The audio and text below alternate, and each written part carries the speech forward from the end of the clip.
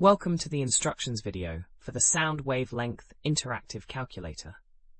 This powerful tool helps you determine the wavelength of sound waves traveling through different media.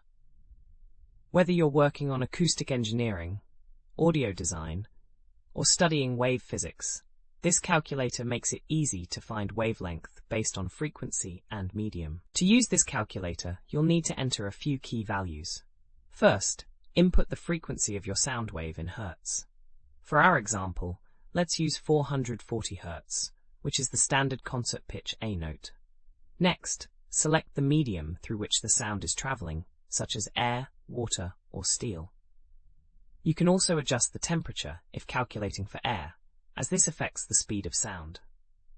The calculator will then display the wavelength result. For our example of 440 Hz in air at room temperature, you'll see a wavelength of approximately 0.78 meters. The results section also shows the speed of sound in your selected medium and other relevant calculations. We have thousands of other free engineering calculators on our website. Head over and check them out.